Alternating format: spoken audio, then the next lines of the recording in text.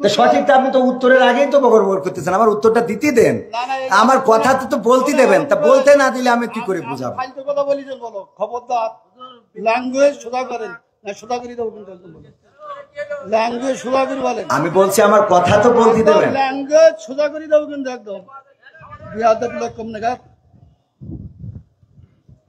ভগর ভগর করতে আমি খাবার দেবো, একটা চোখ মুখ বাস্ট করে দেবো কিন্তু একদম।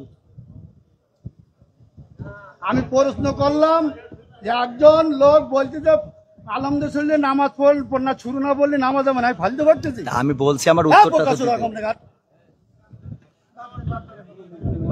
কোন জায়গায় কি বলতে জানি যাই, পোকাতে কি লেগে বলে জানি যাই কম নাগাদ।